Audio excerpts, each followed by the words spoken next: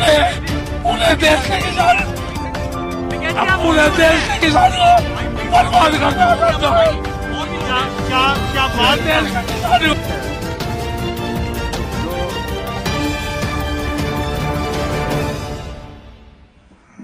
नमस्कार, मैं कुलदीप भारद्वाज। नमस्कार इंडिया की आज शाम की चर्चा में आपका हार्दिक अभिनंदन करता हूं। और खबर की शुरुआत आज आप जो सबसे ज्यादा आपको मालूम है इस समय जिनको बहुत से लोग बाबा रामदेव कहते हैं, लेकिन नमस्कार इंडिया ने बारंबार उनको जिम ट्रेनर रामदेव कहकर पुकारा। और यहां तक भी तो आजकल वो कुछ ज्यादा चर्चा में बने और शुरुआत से कहीं ना कहीं चर्चा में रहे, इसमें कहीं कोई दो राय नहीं है। आज से नहीं, वर्ष 2011 में याद कीजिए जब उन्होंने जून 2011 में कहा था कि मैं भारत के सुरक्षा बलों के विरुद्ध अपनी सशस्त्र सेना खड़ी करूंगा। और उसके बाद उनका कारवां बढ़ता गया, क्योंकि एक्शन ना उस समय लिया गया इस व्यक्ति के विरुद्ध, ना आज लिया जा रहा है।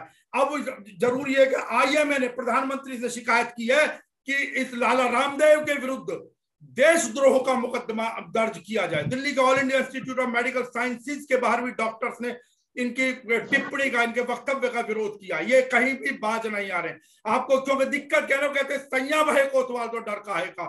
हर्षवर्धन जो केंद्र के मंत्री हैं, उन्होंने क्या किया था, एक पत्र लिखा था कि आप अपना बयान वापस ले लीजिए। एक तरीके की गुजारिश थी, कोई कार्रवाई किसी किस्म की नहीं। चलिए अब इससे आगे की चर्चा आज की हम प्रारंभ करते हैं। जो हमारे साथ गैलेक्सी J7 प्राइम फोन के माध्यम से जुड़े हैं सज्जन सर, आपकी आवाज मुझे बिल्कुल नहीं आ रही है। अपने मोबाइल को हॉरिजॉन्टल अवस्था में रखें तो ज्यादा अच्छा है, ऐसे ना रखें, आपकी फोटो कटी रहेगी, फोटो पूरी नहीं आएगी आपकी स्क्रीन पर। चलिए, आज आपको मालूम है जैसे किसानों ने आज काला दिवस मनाया, आज 26 मई को, क्योंकि उनके इस आंदोलन को, जी आपकी अब आवाज आने लगी, इस आंदोलन को, आपके आंदोलन को आज 6 महीने दिल्ली में पहुंचे हुए हो क्या। हमारे साथ हमारे पूर्व सहयोगी मुस्तफा आलम भी मौजूद है। मुस्तफा, आपका हार्दिक अभिनंदन, एक लंबे अरसे के बाद आपको देख रहे हैं। मुस्तफा आलम रामपुर से हैं। मैं फिर निवेदन करूंगा, जो मेरे साथी बैठे किसान नेता हैं, शायद आप कृपया करके मोबाइल को ऐसे रखें, ऐसे ना रखें, ऐसे कर ले। हाँ जी, हाँ जी, ऐसे आपकी पूरी पिक्चर आएगी। धन्यवाद साहब। चलिए, तो शुक्रिया आप सभी का, बहुत बहुत शुक्रिया। मुस्तफा, आपकी आवाज अभी नहीं पहुंची है मुझे, समय क्योंकि हमारे पास 6:59 तक गया, तो मैं अब आगे इस चर्चा को प्रारंभ करता हूं। हमारे साथ हरविंदर सिंह राणा जी, आप वेटरन एसोसिएशन के राष्ट्रीय प्रवक्ता हैं और गाजीपुर बॉर्डर के ऊपर मतलब मैं कहूं कि सुरक्षा का इंतजाम तो देखते ही रहे, वहां पर किसान आंदोलन को कहीं ना कहीं समर्थन देते रहे। मैं हरविंदर राणा जी आप ही से शुरू कर दूं इस बात को। आज 6 महीने हो गए आपके आंदोलन में, और इसीलिए आपने काला दिवस मनाया। बिल्कुल सर, आज पूरे जी कुलदीप जी, आज पूरे 6 महीने हो गए किसान आंदोलन को दिल्ली में चलते हुए जी। अगर उसके पहले का पीरियड आप काउंट करोगे तो और ज्यादा है जी, लेकिन 6 महीने दिल्ली में पहुंचे हुए हो गए आंदोलन को जी। इसलिए आज काला दिवस मनाया कि जिस देश में 6 महीने तक किसान सड़कों पे बैठा हुआ है और उस देश की सरकार किसान की सुध नहीं ले रही है जी, उसको चुनाव लड़ने से, बाकी चीजों से, राजनीति करने से फुर्सत नहीं है, किसान की सुनने के लिए उसके पास समय नहीं है, तो इसलिए आज इसको काला दिवस के रूप में हम लोगों ने मनाया।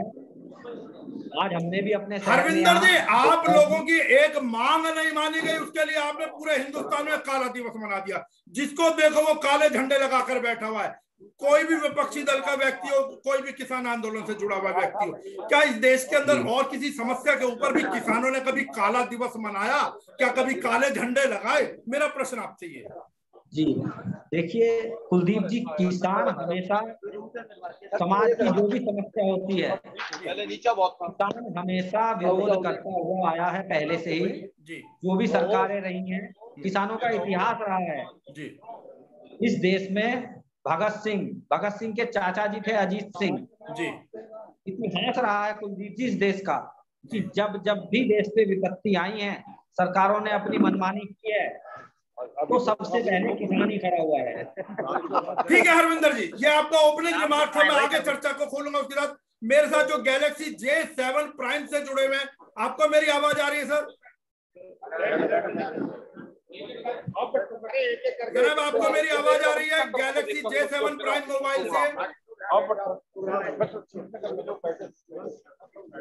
सर क्या आप मुझे सुन पा रहे हैं? चलिए मैं मुस्तफा आलम के पास चलता हूं। तब तक मुस्तफा आपको मेरी आवाज आ रही है? मुस्तफा आलम क्या आपको मेरी आवाज आ रही है? मुस्तफा आपकी आवाज नहीं आ रही हमको। मुस्तफा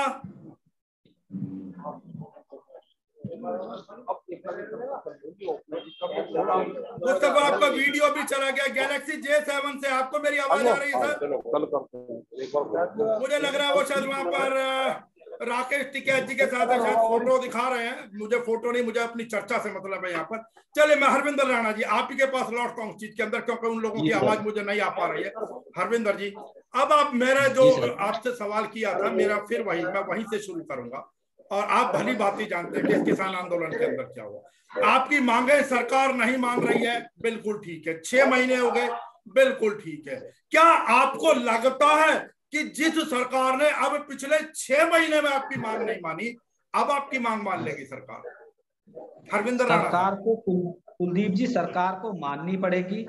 लोकतंत्र में लोक बड़ा होता है, तंत्र बड़ा नहीं होता जी। तंत्र को लोक की सुननी ही होगी। वो हमारी वोट के कर्जदार हैं जी। हमने वोट दे के उनको सत्ता में पहुंचाया है, तो हम ही उनसे सवाल भी करेंगे और हम उनसे हिसाब भी लेंगे। हरविंदर राणा जी आपको 6 महीने हो गए सवाल करते करते। अगर सरकार को सुनना होता तो हमसे पहले सुन लेते। इसके लिए क्या कारण है? क्या आपके जो नेतृत्व है, जो शीर्ष नेतृत्व है, क्या वो कहीं जिम्मेदार लगते हैं आपको इस चीज के लिए, या उनमें कहीं एकता की कमी आ रही है? जी उनमें एकता की कहीं कमी नहीं है। मैं एक उदाहरण देना चाहूंगा। दीजिए, फिर मैं भी उदाहरण देता हूँ, आज का उदाहरण देता हूँ। दीजिए आप पहले। किसानों को तो, इस देश के किसान को सिर्फ 6 महीने हुए हैं सड़कों पे बैठे हुए, लेकिन इस देश का जवान वही दिल्ली में जंतर मंतर पे 6 साल से ऊपर हो गए बैठे हुए, OROP 1 रैंक 1 पेंशन का धरना देते हुए। इसमें हम लोग खुद शामिल है, हमारी टीम उसमें शामिल है। लेकिन इस सरकार ने जब 6 साल से हमारी नहीं सुनी, तो अभी किसानों को तो 6 महीने ही हुए हैं। बस मैं यही चीज थी जो मैं अभी कह रहा था आपसे हरविंदर राणा साहब, कि आप ही ने खुद अपने मुंह से बोल दिया कि 6 वर्ष आपको हो गए जंतर मंतर संसद भवन के सामने बैठे बैठे, वहां नहीं सुनी, तो आप कैसे करते हैं 6 महीने के अंदर सरकार आपकी सुन लेगी? इरफान साहब, मैं एक मिनट इरफान साहब आपको मेरी आवाज आ रही है? जी सर आ रही है, आवाज आ रही है। इरफान साहब, मैं हरविंदर राणा जी एक बार इरफान साहब का जवाब लेता हूँ उस विषय के अंदर। इरफान साहब आपको क्या लगता है, आज आपने काला दिवस मनाया, 6 महीने बीत गए, जैसे अभी हरविंदर राणा बता रहे थे, इन लोगों को तो 6 वर्ष हो गए जंतर पर बैठे बैठे। आपको क्या लगता है दिन महीने साल इसी प्रकार गुजरते जाएंगे क्या? मानेगी सरकार, मानेगी, सारी मांगे मानेगी जी। देखो मानेगी, हमारा विरोध इसी तरीके चलता रहेगा। और ये 6 महीने हुए हैं, इसके विरोध में हमने दिखाया है। और ये सरकार को ये आगाह किया कि 6 महीने बीत गए, इसके लिए हमने आज ये काला दिवस मनाया था जी। ठीक है, ये हमने इनको आगाह किया है, इंडिकेट है, इनको मानेगी सरकार, मानेगी, इसको मानना पड़ेगा। अभी 6 महीने गुजरे हैं, समय जितना भी लग गए चाहे, लेकिन इनको मानना पड़ेगा हर हाल में। जो तीनों कानून है इनको हर हाल में वापस लेना पड़ेगा।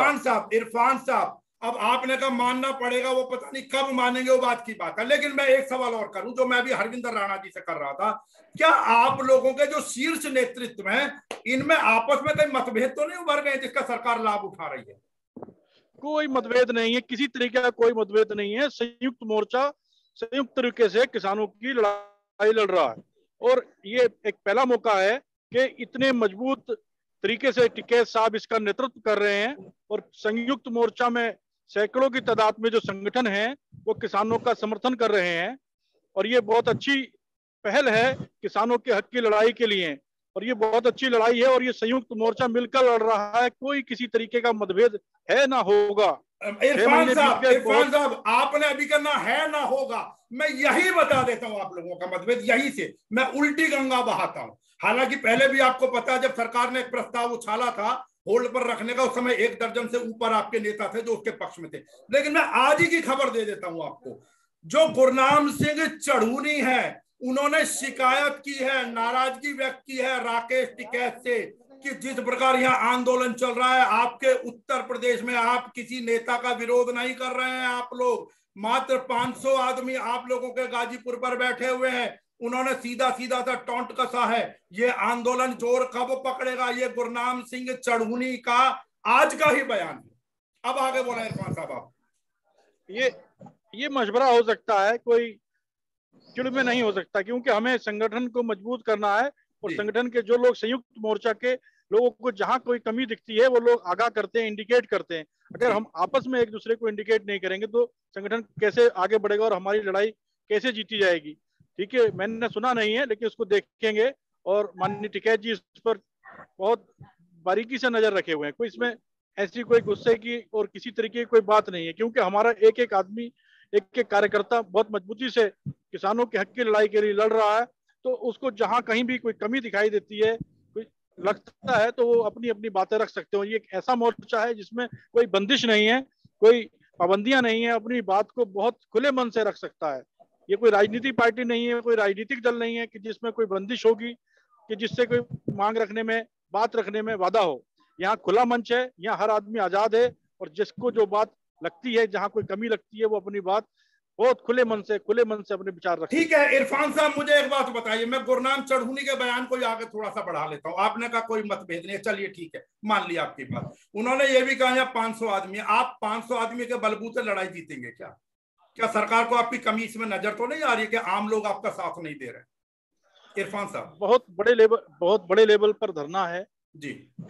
कोरोना का प्रकोप है, किसान हैं, मजदूर हैं, सब पहलुओं को देखकर आंदोलन चलाया जा रहा है। इरफान साहब, कोरोना तो टीकरी बॉर्डर पर भी है।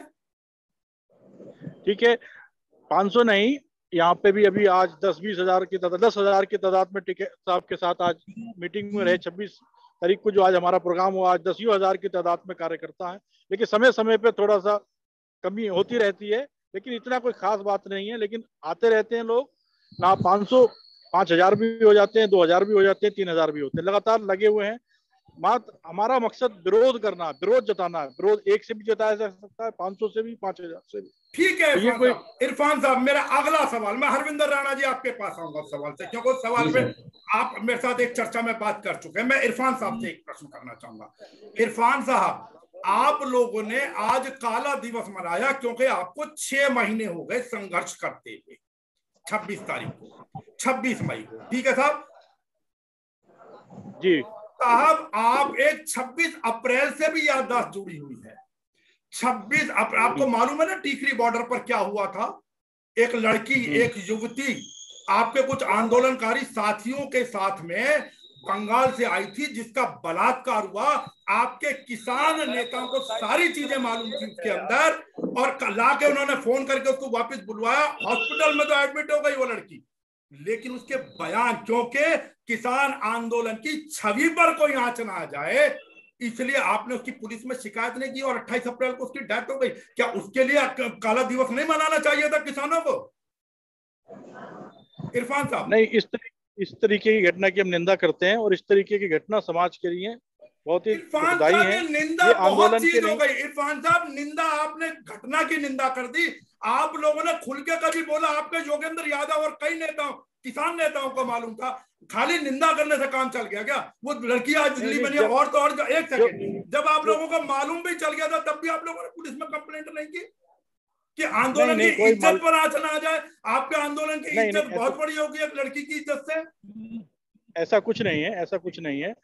जैसे जैसे जो भी जानकारी हुई वो प्रशासन को शेयर की गई, और जो किसान नेताओं को जब जब प्रशासन ने बुलाया जांच के लिए सब पहुंचे। ठीक है, और आगे भी इस तरीके की कोई घटना ना हो, ये कोशिश की जा रही है। और सभी किसान नेताओं को, जो वो यहाँ पे मौजूद लोग हैं, उनको इंडिकेट किया जा रहा है किसी तरीके की कोई भी इस तरीके से लेके कोई भी घटना कोई भी किसी के साथ घटित ना हो।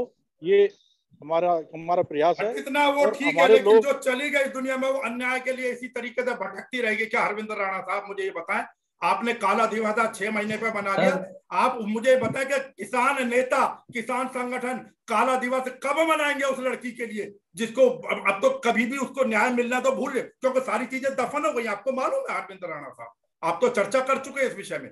जी, मैं इस पे चर्चा कर चुका हूं और मैंने उस दिन भी यही कहा था कि इसकी जांच होनी चाहिए और जो दोषी हैं उनको सजा मिलनी चाहिए। जो भी गलत करेगा हम उसका विरोध करेंगे। हरविंदर राणा साहब बिल्कुल नहीं, बिल्कुल नहीं। हरविंदर राणा साहब, होना चाहिए बहुत कुछ है, लेकिन हुआ क्या है उस पर गौर करके मुझे बताएं ना। आपके किसान नेताओं ने किया क्या है उस लड़की को न्याय दिलाने के लिए, मुझे तो इतना बता दीजिए। बता सर, उन्होंने अपने स्टेटमेंट जारी किए हैं। देखो, घटना कहीं भी किसी के साथ हो, मैं उसकी निंदा करता हूं। महिलाओं का सम्मान देश में सर्वोपरि है। उनके साथ कोई भी इस तरह की घटना निंदनीय है और उसके लिए सम्मान सर्वोपरि है हरविंदर राणा जी, तभी तो उसको सम्मान, उसको न्याय दिलाने के लिए आपके नेताओं, चाहे योगेंद्र यादव हो या कोई और, कोई सामने नहीं आया उसमें। सरकार के पास सारी एजेंसियां हैं, सारा कुछ सरकार के पास है, तो सरकार क्यों नहीं जांच करा रही? मतलब जो करेगी सरकार करेगी। आपके किसान नेता जो चीज के मतलब इन्वॉल्व थे, उन्हें सारी चीजें मालूम थी, उन्होंने बुलवाया, हॉस्पिटल में एडमिट कराया, वो कुछ नहीं करेंगे। अगर सर कोई उसमें इन्वॉल्व होगा तो वो तो अपने को बचाने की कोशिश करेगा। तो ये सरकार का काम है, मीडिया का काम है, मीडिया उसको न्याय दिलाए, सरकार सारा काम मीडिया करे, सारा काम सरकार करे। आप जो नेतृत्व कर रहे हैं, क्या इन कारण से, मेरा सवाल इरफान साहब मुझे ये बताएं, आप लोगों के नेतृत्व पर प्रश्न चिन्ह लग जाएगा? कौन अपनी बहन बेटी को आने देगा जब उसकी बहन बेटी सुरक्षित ही नहीं है? और सुरक्षित से ज्यादा अगर उसके साथ कुछ अनहोनी घट जाए तो उसको न्याय दिलाने के लिए तो आप लोगों का आगे बढ़ना तो दूर, आप लोग तो उस पर मिट्टी डालने में लग जाते हैं।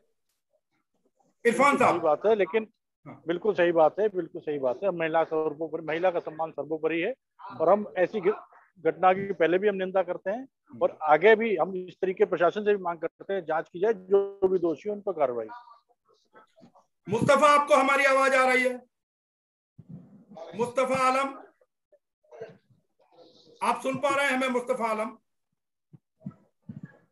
जी, चलिए मैं इरफान साहब आप इसे चर्चा जारी रखता हूं आगे। आपने कहा जो भी दोषी उसके ऊपर तो कार्रवाई की जाए, लेकिन मतलब कुल मिलाकर बात यह है कि आप अपने लोगों के विरुद्ध जो उस कमी के भागीदार रहे, जो अपना फर्ज निभाने में चूक गए, क्या उनके विरुद्ध भी कभी कोई बयान जारी करेगा कोई किसान संगठन? बिल्कुल बिल्कुल होना चाहिए। अगर हमारे लोगों में किसी की भी कमी, उन पर भी हम कार्रवाई के लिए कहते हैं। मैं नाम ले रहा हूँ ना, योगेंद्र यादव थे वहां पर, आपके जांच के लिए, आपके युद्धवीर सिंह थे, योगेंद्र यादव थे, मैं नाम ले रहा हूँ। योगेंद्र यादव कार्रवाई कीजिए अगर वो उसमें शामिल थे जी। स्पष्ट सा, मैं 1 मिनट, मैं आ रहा हूँ राणा साहब, मैं आ रहा हूँ, राणा साहब मैं आ रहा हूँ, 1 मिनट आ रहा हूँ। मैं इरफान साहब बोलिए। जी जी, जब जांच के लिए प्रशासन ने योगेंद्र यादव जी को बुलाया, वो पहुंचे और जांच में पूरा सहयोग कर रहे हैं। जब अगर उनको दोषी प्रशासन मानेगा तो कार्रवाई करेगा। कार्रवाई करना जब चिड़िया चुग, अब पछता है क्या होता है जब चिड़िया चुग गई थी। चलिए, कुल मिलाकर वो ये कि आप लोग आपस में एक दूसरे को कहीं जिम्मेदार नहीं ठहराएंगे। मैं वापस आज ही के दिवस पर लौटता हूं। मैं हरविंदर राणा साहब आपसे पूछता हूं, और मैं फिर उदाहरण दे रहा हूं गुरनाम सिंह चढ़ूनी के बयान का। आप गिनती के लोग यहाँ पर, उत्तर प्रदेश में क्या कारण है कि आपका आंदोलन जोर नहीं पकड़ा? चलो मैं, क्योंकि आप लोग उत्तर प्रदेश से, मुझे यही बताएं, जितना जोर हरियाणा और पंजाब में पकड़ गया उतना जोर उत्तर प्रदेश में क्यों नहीं पकड़ा आपका आंदोलन? सर, उत्तर प्रदेश में जब भी सरकार ने, जब हमने पहले ट्रैक्टर मार्च निकाला था जी, तो हमने सरकार को अपना शक्ति प्रदर्शन करके दिखा दिया था। 26 जनवरी के मार्च की भी यही थी, लेकिन 26 जनवरी पे अभी उस पर दिल्ली पुलिस ने रिपोर्ट भी दे दी है। सब कुछ दूध का दूध और पानी का पानी हो चुका है, लेकिन सरकार कान खोल के सुन ले, चाहे गाजीपुर बॉर्डर हो या कोई भी बॉर्डर हो, किसान वहां से हटने वाला नहीं है। और सरकार जब चाहे तब ताकत आजमाइश कर सकती है। जिस दिन सरकार बोले हम उस दिन वहां पे अपना शक्ति प्रदर्शन करके दिखा देंगे। सरकार को पता चल जाएगा कि उत्तर प्रदेश में आंदोलन कमजोर है या उत्तर प्रदेश में भी आंदोलन बाकी जगह की तरह है। शक्ति प्रदर्शन किस प्रकार का? क्या एक बार फिर से हिंसा फैलाएंगे क्या राणा साहब? हिंसा नहीं सर, हिंसा जो फैलाई वो सरकार ने फैलाई, षड्यंत्र रचा। हमारा सिर्फ ट्रैक्टर मार्च का प्रोग्राम था, हम उसमें शामिल थे हम लोग, लेकिन दिल्ली पुलिस ने रूट डाइवर्ट किया। रूट डाइवर्ट करके जो किसान कभी दिल्ली नहीं आया, कुलदीप जी, जो किसान कभी दिल्ली नहीं आया, जिसको दिल्ली की सड़कों के बारे में पता नहीं है, उसको तो सिर्फ इतना पता है कि जहां आगे वाला ट्रैक्टर जाना है वहीं मैंने भी जाना है, और यही हुआ लोगों के साथ। ठीक है, आपने इतनी बात कही, क्या आपके नेतृत्व की जिम्मेदारी नहीं थी आगे आगे चलते और उनको गाइड करते? और आज के समय में तो लाइव लोकेशन सबके साथ रहती है, क्या इतना आपके नेतृत्व को नहीं पता था? मुझे चलो यही बता दीजिए। सब नेतृत्व को पता था, बाकी लोगों को नहीं पता होगा, लेकिन आगे जितने आपके 20-50 ट्रैक्टर चले, वो 20-50 ट्रैक्टर को तो सबको मालूम होगा रास्ता। सर, संख्या इतनी ज्यादा थी ट्रैक्टरों की कि जब आगे वाला काफिला आगे निकल गया, दिल्ली पुलिस ने रूट डाइवर्ट करके वो रूट बंद करके दूसरा रूट जो आईटीओ की तरफ जा रहा था तो खोल दिया। हम लोग खुद वहीं पे मौजूद थे सर। हम जो आईटीओ पे जो घटना हुई थी वहां भी हम थोड़ा बाद में पहुंचे, लेकिन हम वहां पे भी पहुंचे। जी इरफान साहब, अब ये आंदोलन, अगर आप लोग बात ये कि शक्ति का प्रदर्शन करेंगे, नहीं शक्ति बल संख्या बल कहीं ना कहीं होना चाहिए, वो आपके कम से कम उत्तर प्रदेश में नजर नहीं आ रहा। आप शक्ति प्रदर्शन का क्या अर्थ माना जाए? आप लोग कई बार लंबी एक सेकंड, आप लोग कई बार लंबी लंबी फेंक देते, हम जाएंगे संसद में गेहूं फेंक बेचेंगे, जाकर संसद के अंदर गेहूं बेच लेंगे क्या? मतलब अरे शक्ति प्रदर्शन देखा नहीं क्या? पंचायत चुनाव देखा नहीं? रिजल्ट देखे नहीं? सरकार की क्या दुर्दशा हो गई जी। शक्ति प्रदर्शन चुनाव में दिखाई देता है जी। चुनाव में सत्ता के लोगों को पता लग गया कि उनको कितनी सीटें बची, अपना मान सम्मान नहीं बचा पाए। यहाँ तक स्थिति है कि अपने मंत्रियों के इस्तीफे मांग रहे हैं। ये स्थिति है कि प्रदेश अध्यक्ष को हटाया जा रहा है। आपको खुद मालूम होना चाहिए कि किस तरीके का हमने शक्ति प्रदर्शन दिखाया। यहाँ का किसान शक्ति प्रदर्शन कर चुका है। तो टेलर है इरफान साहब, हाँ बिल्कुल ठीक है इरफान साहब, अगर यही शक्ति प्रदर्शन है आपका इलेक्शन में हराना, तो यहाँ क्यों पड़े? फिर जाइए ना उत्तर प्रदेश के अंदर, सड़कों पर क्यों पड़े इतना दूर? फिर वहीं पर आगे चुनाव की तैयारी करें ना, जैसे भारतीय जनता पार्टी चुनाव की तैयारी में लगी, आप भी लगिए। लोगों को जागरूक करना है, लोगों को बताना है कि सरकार हमारे लिए क्या कर रही है, कितना हमारे खिलाफ प्रोपोगंडा बना रही है, क्या किस तरीके से काम कर रही है। हमारी सरकार, हमारे लोग, हम 80% लोग मिलकर सरकार बनाए, जिसमें 70% किसान, उसके बावजूद भी किसानों के साथ सौतेला व्यवहार। ये बात सरकार की जो सौतेला व्यवहार है, ये लोगों तक जाना चाहिए, किसानों तक पहुंचनी चाहिए, आम जनता तक पहुंचना चाहिए। क्या ये किस तरीके से सरकार चला रहे हैं? सरकार में बैठे लोग निरंकुश हो चुके हैं। ये बात आम जन तक पहुंचनी चाहिए, इसलिए हम लोग यहाँ बैठे हैं, लोगों को तक ये बात पहुंचा रहे हैं।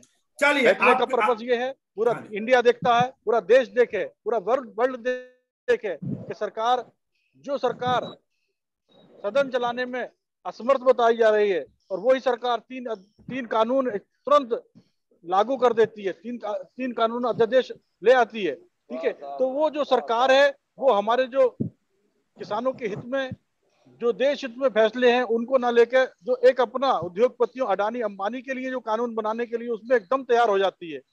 तो हम ये बताना चाहते हैं कि जो सरकार उद्योगपतियों की गुलाम बन चुकी है, ये सरकार आपकी सरकार नहीं है। जिस सरकार को आपने चुना था अपने मुद्दों के लिए, अपने विकास के लिए, अपने बच्चों की शिक्षा के लिए, अपने बच्चों के स्वास्थ्य के लिए, वो सरकार आपके स्वास्थ्य की, आपके हितों की रक्षा ना करके उद्योगपतियों के हाथों की रखेल बन चुकी है। ठीक है, नहीं थोड़ा भाषा संयम मित्र मेरा निवेदन। हरविंदर सिंह राणा जी, मुझे एक बात बताएं, ये कब तक अब अंबानी अडानी के ऊपर डालते रहेंगे? अंबानी और अडानी तो पब्लिक प्लेटफॉर्म पर आकर स्पष्ट कह चुके हैं किसानों को न्याय मिले, हमें कोई दिक्कत नहीं है, हम किसान से कोई सीधा गेहूं नहीं खरीदते, हम जो वेयर हाउस बना रहे हैं वो एफसीआई को किराए पर उपलब्ध कराने का काम है, हमारा इससे ज्यादा काम नहीं है। ये बार बार हम उनके ऊपर कब तक उंगली उठाते रहेंगे? क्या सरमाएदार को खत्म कर दें क्या हिंदुस्तान से? सर उंगली तो उठाई जाएंगी जी, उंगलियां तो उठाई जाएंगी। अगर दाग है किसी पे तो उंगली जरूर उठाई जाएगी। आप लगाइए 50,000 करोड़ से 4 लाख करोड़ से भी ऊपर की प्रॉपर्टी अडानी जी की हो चुकी है इस सरकार में, तो उंगली क्यों नहीं उठाई जाए? नहीं, इस सरकार में हो भी, उन्होंने फैलाया कितना पैसा, हालांकि मेरा विषय नहीं है, मैं आना आप ही के पास आ रहा था, लेकिन फिर भी जो फैलाया उन्होंने कहीं इन्वेस्टमेंट की होगी। क्या आपकी किसान की वजह से, किसानों की फसल की वजह से उसकी प्रॉपर्टी इतने बढ़ गई, आपका नुकसान पहुंचा के? अभी तो कहीं रूल के अंदर आए नहीं। जिस कानून का आप विरोध कर रहे हैं अभी तो उस कानून के अंदर उनकी कहीं उनकी एंट्री हुई नहीं।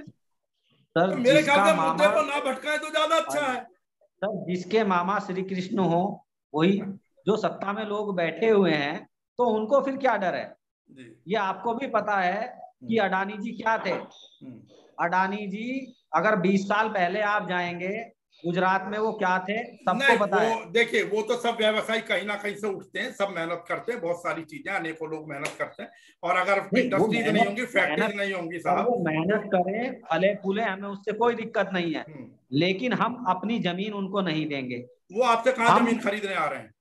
हम कोई जबरदस्ती थोड़ी लिखवा रहे हैं आप जमीन। सर, हम रोटी को तिजोरी में बंद नहीं होने देंगे।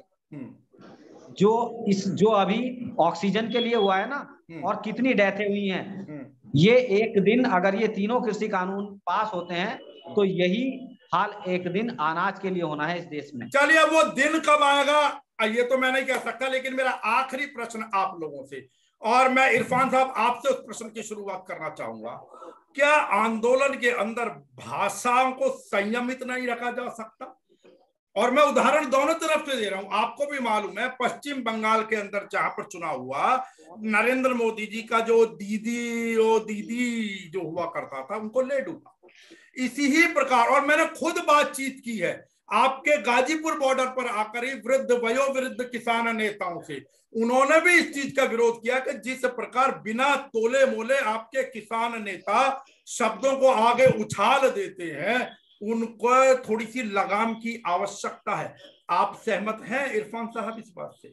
बिल्कुल, शब्द चुने होने चाहिए, और हमारे देश की परंपरा रही है कि संस्कार होने चाहिए हमारे शब्दों में, और हम ये चाहते हैं कि अगर कोई भी बात हो तो सही शब्दों का चुनाव हो और सही तरीके से उसको रखा जाए, और शब्दों में कोई भी ऐसी बात ना हो जिससे किसी को ठेस पहुंचे और हमारा जो ये कल्चर है ये दूषित हो।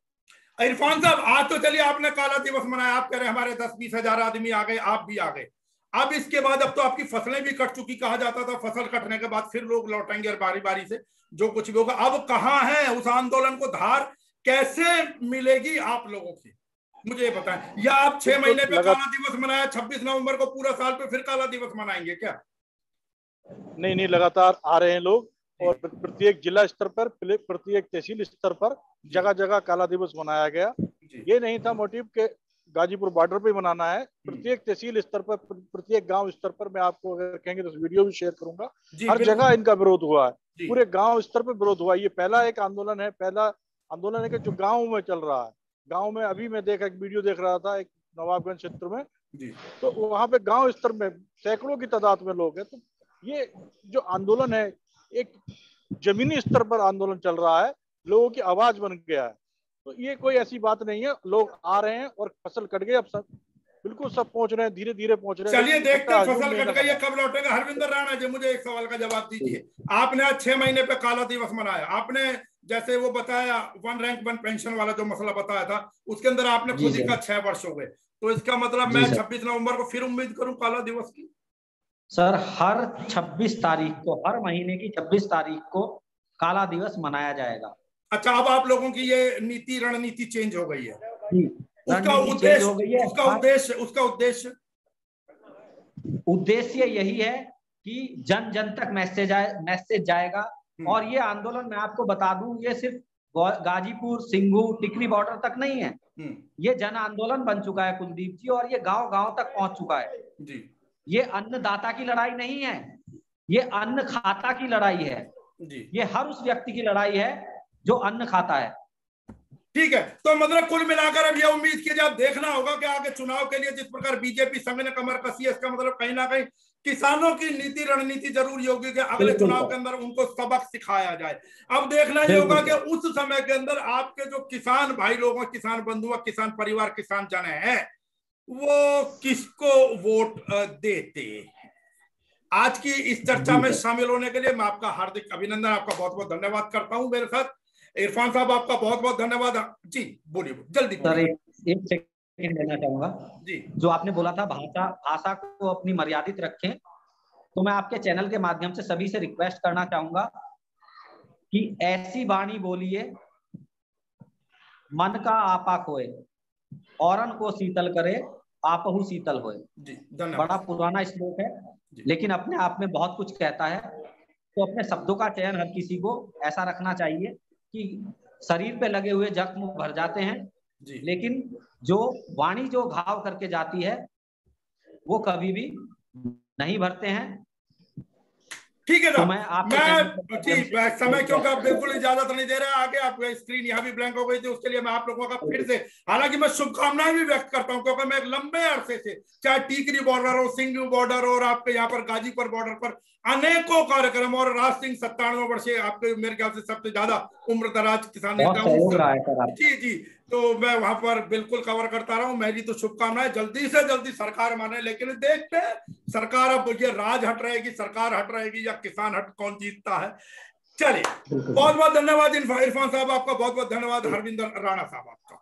बाहर निकले तो कृपया अपने स्वास्थ्य का जरूर ध्यान रखें। अगली चर्चा में फिर आपसे मुलाकात होगी, तब तक के लिए नमस्कार, सलाम।